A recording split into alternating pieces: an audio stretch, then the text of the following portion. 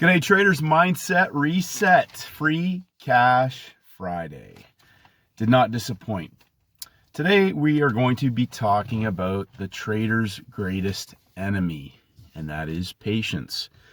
Today the market's free cash Friday, day 3. So before we go any further, just on that, I got messages, questions about 3-day cycles and all these things. Friday's day 3. Wednesday's day 1. Thursday's day 2, Friday's day 3. So patience today was required. We had markets that moved in earlier sessions. We had markets that were moving heading into the US session and filtering through the currency pairs, the cross rates, gold, oil, and the indexes. The indexes were up high already. So again, the first thing that comes to my mind is that retail loves to counter trend. Meaning that we're up high. The first thing retail is going to want to do is counter trend. And this is prior to the market breaking out. So gold had already taken out the low of the day. So we have Wednesday's day 1. We made a higher high on Thursday. Higher high can be potentially a range extension in a dump and pump template. They took out the low of Friday in the London session. First red day blew off just at the end of the Asian window for a fantastic free cash day 3 parabolic first red day collapse on the Asian session. Made an early payday on free cash Friday. Then London came up and took out the high of the day. And I made a post prior to the window opening that we had a higher high. That's the dead giveaway right there for the dump and pump template. Now we had no major red news on the schedule, which makes me think 1 hour, 2 hour, maybe 3rd hour trade, because they're going to lull traders into impatience. They're going to coil markets potentially either up high or down low, or in the case of closing price, as Paul Tudor Jones says, imagine your entry point as last night's close for an explosive short squeeze, which if you go back, not only did we take out the high of the week, but we also have a range now for a range expansion from the high of the current day and closing price for that. I think it's 300% it's done so far. It's been huge. My point is this. Patience is the number one thing. But patience should not be an issue if you actually understand what you're looking for, which brings me to point number 2. Setups versus candle action. I won't even call it price action because it's candle action. Traders are marking off all these things. They're calling them different things. Is this a day 0? Is this a, whatever? And it's like, no, a day 0 is a specific setup. There's a 3 days day 0 template. We can have a 3-session day 0 template. But it's not just, a high and a low, and, we'll talk about that later. But I want to emphasize where traders are getting burnt. Number one is because they're impatient and they're using 1-minute charts and they don't actually understand the larger time frame setup. So let me say this. The traders that are hitting these trades are in the 1% group right now. They're hitting sizable, scalable trade setups. They're not jumping in on a 1 minute and grabbing 30 pips in a market that's still setting up and going, I got 30 pips. Where would you put size on that? For real. Like, this is what I'm getting at. There are traders who are seriously hitting it out of the park right now with scalable, sizable, repeatable setups. And they're growing their accounts significantly. And there are other traders who are grabbing pips, but I'm going to give you a real heads up here. At some point, you're going to get cleaned up.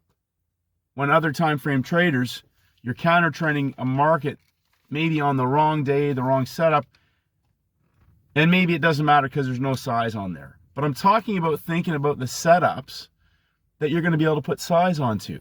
If you can't actually put size or scale it up, then it's technically, it really is a gamble.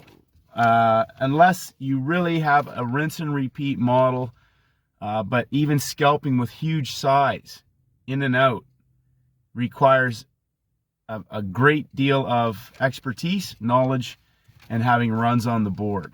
The reason why I say these things is because that's in a large percentage of cases, is the type of behavior that will end up causing traders to blow up their accounts.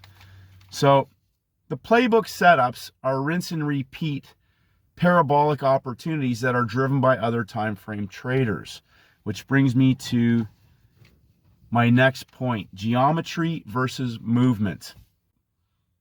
We have markets that opened on the indexes just prior to 9:30. NASDAQ, S&P have already broken out. I posted those. What that means, I drew a box. That's last night's low of session and the peak formation made on 9:45 a.m. major red news that formed a rectangle that eventually they broke out of. That is level 1.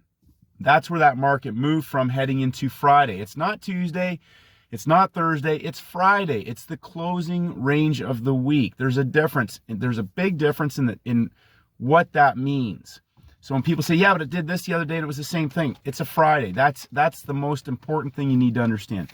Geometry, okay, level 1. Level 2 now is that consolidation between the high of day and the breakout from yesterday's 9:45 a.m.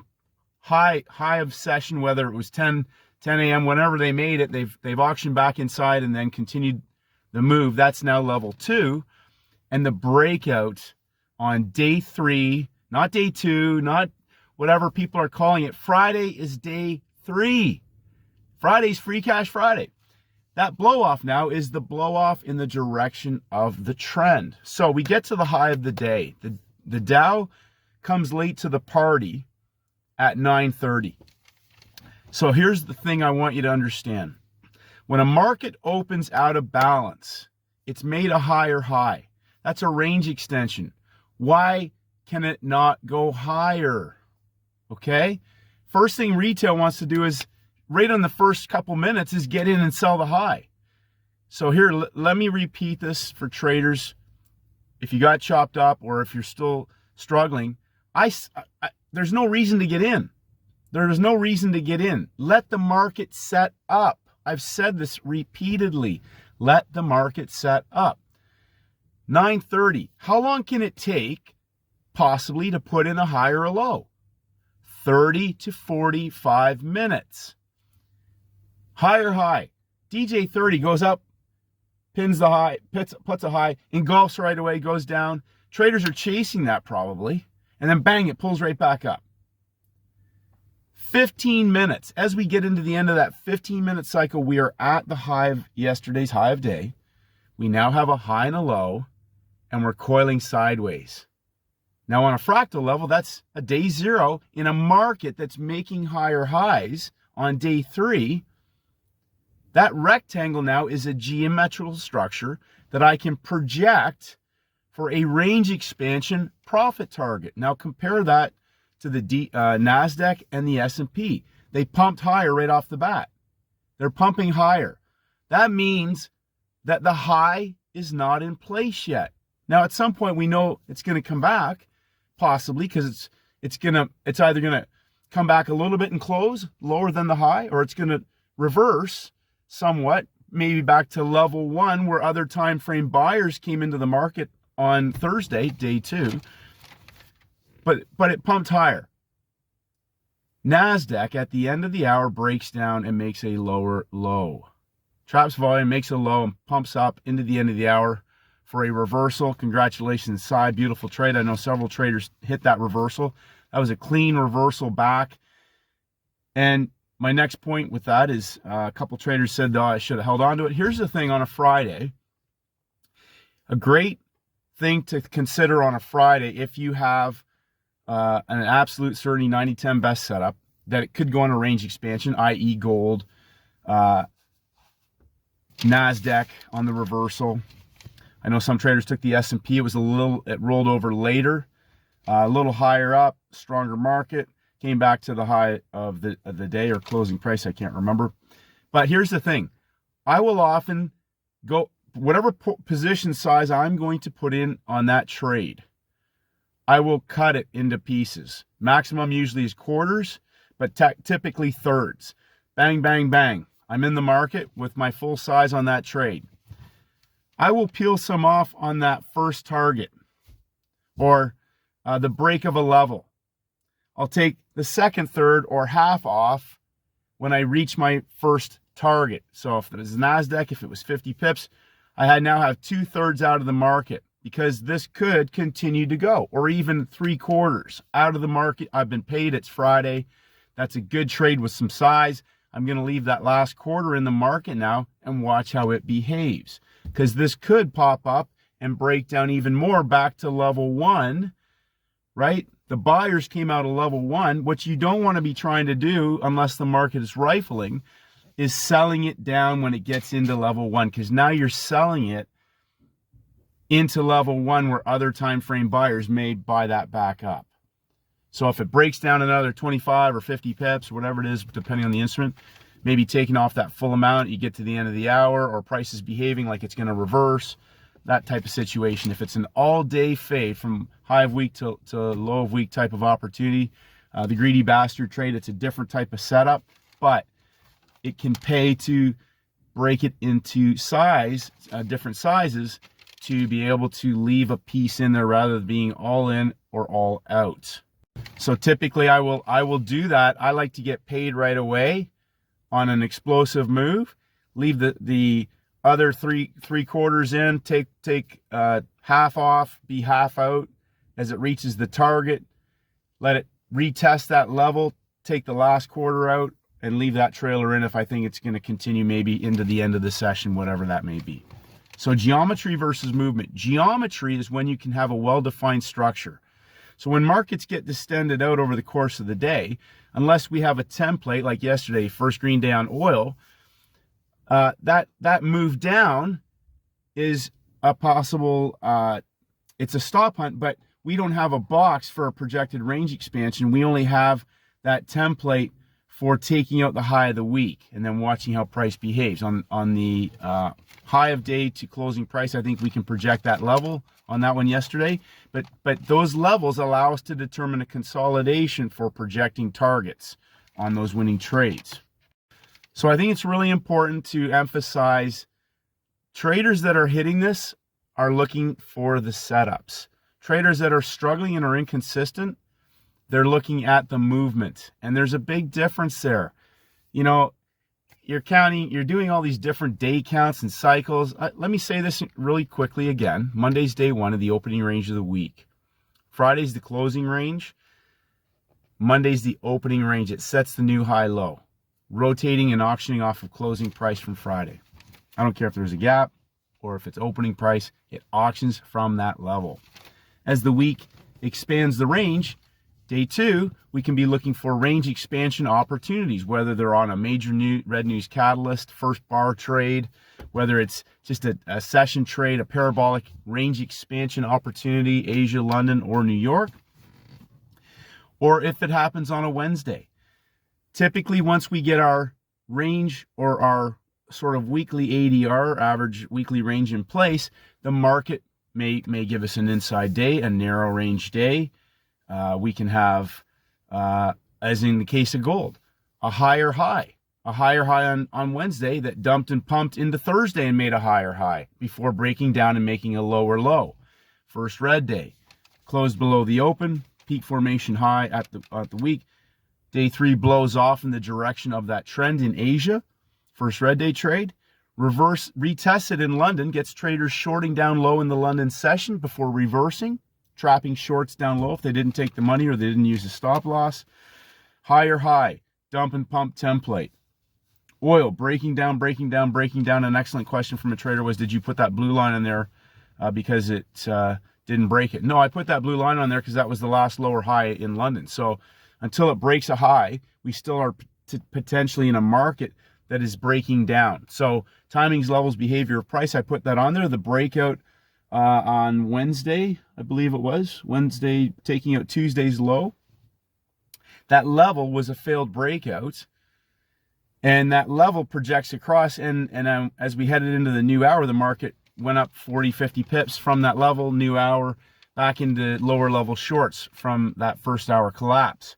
So it's since now rolled over and broken down. Again, patience. Traders that were recognized that market was still breaking down lower highs, lower lows, have now participated in probably what I guess would be a 4th hour trade. But oil opens at 9 o'clock, so it's technically a 3rd hour trade from the 9 a.m. open.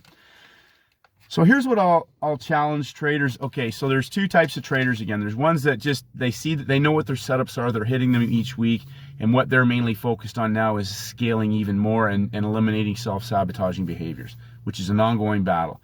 The other traders are still struggling 50-50. They don't see it, don't get it, have no idea what I'm talking about. Now, there's 2 things I'll say about that. Number one, this is not beginner trading. If you come with a lot of other retail information and you convolute other concepts and everything else, this is not the right place unless you clean the slate and erase all the junk.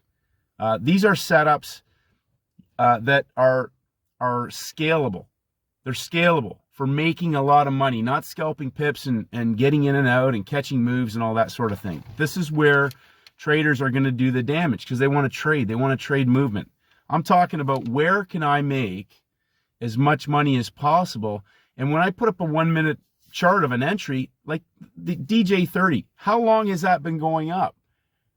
1 hour, 4 hour, daily. We have other time frame traders driving that move. Hence the reason, don't just short the market because it's up high. Let the market set up with a sell high opportunity setup. Okay, pump up, break down, let it roll over. It sets a high and a low, it's making higher highs and coils sideways. That's a parabolic setup for an explosive range expansion with other time frame traders driving that move. Okay, so what did you learn? If you're struggling, what did you learn? Don't just come back next week and go, this doesn't make sense. Well, what 3-day cycle and all these other things and mixing and mashing concepts. What did you learn? Was it that you shouldn't have got in when you did?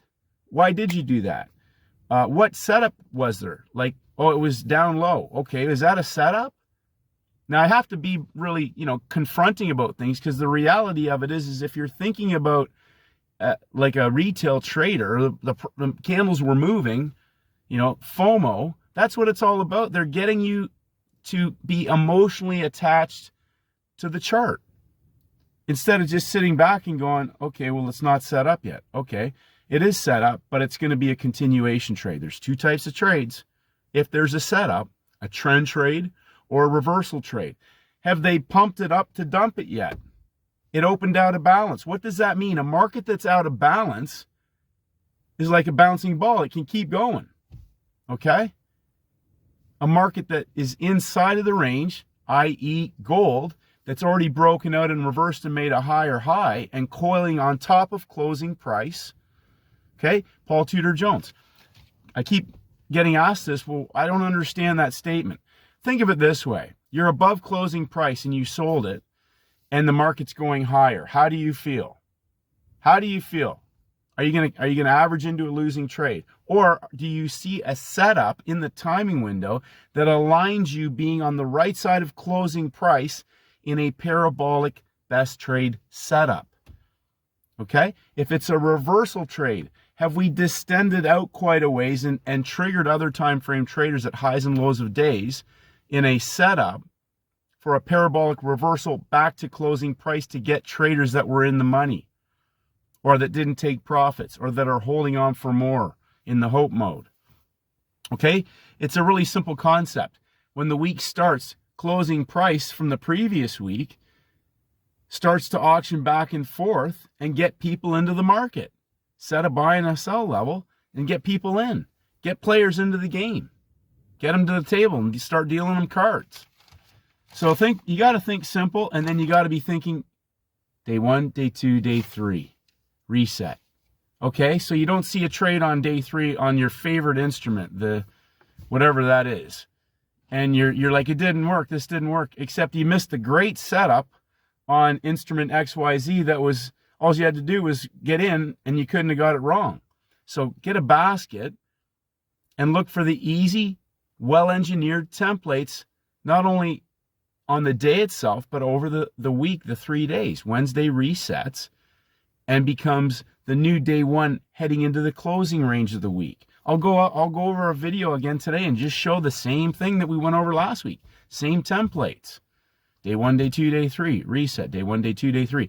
I could have a trade on gold on Monday, oil on Tuesday, the Aussie dollar on Wednesday, gold on Thursday, and the DJ30 on Friday. It doesn't have to be one instrument. I'm just looking for where's an easy trade. And I want that ideally to be driven by other time frame traders. Occasionally I'll be in trades, session scalps, whatever, and maybe I missed the better one. Who cares? So that's the question for myself. How can I get better next week? How could I have traded that smarter next week?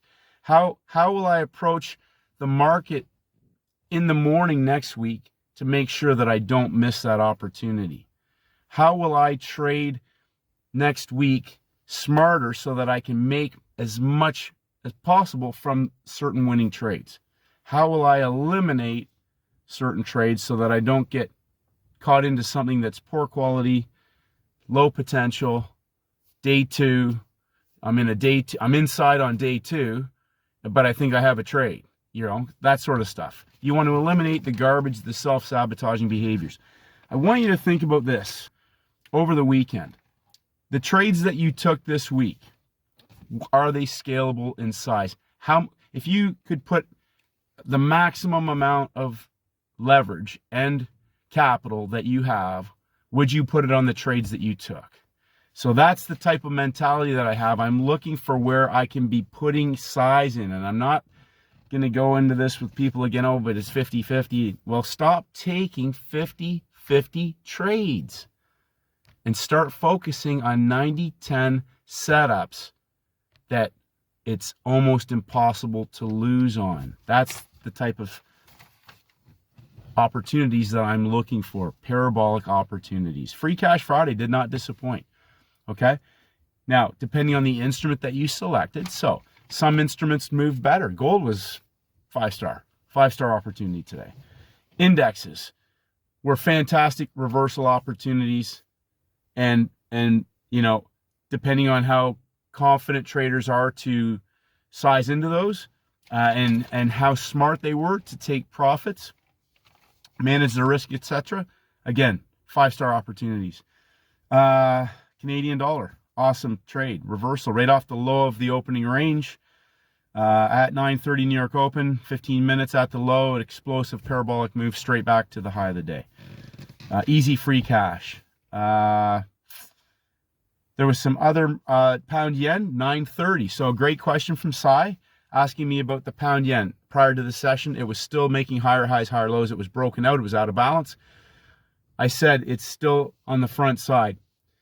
But 90 minutes in, 9:30 New York Open, it's broken down and pulled back up, moved sideways, a little 5-minute pin hammer for a beautiful collapse. I'm not sure how far that's gone, but easy free cash again. So there were opportunities there. I haven't looked at everything. My point today is to be thinking like a professional. We're not here trying to catch moves and scalp pips. I'm looking for size. I know other traders there's other traders here that are way better than me, and they're way bigger, and they also have more experience. But what they want to do now is take it to another level, as we all do. But these guys and ladies are at another level. So then we've got other traders who are frustrated, they get angry, they get emotional. So that's the first challenge that you need to overcome. Is it's not about emotion, it's not about being elated, it's not about being depressed, it's about being a consummate professional and a master craftsman of executing well-engineered, flawless trade setups that are almost impossible to lose on. Those are parabolic opportunities. When markets are distended out, unless they go out of balance, then it's 50-50. But if you have, like yesterday, pound Aussie first green day on Wednesday, I believe. I got to go back and check. Higher high, dump down, peak formation low, Asia. London goes back again into the US window. Beautiful parabolic first green day parabolic trade.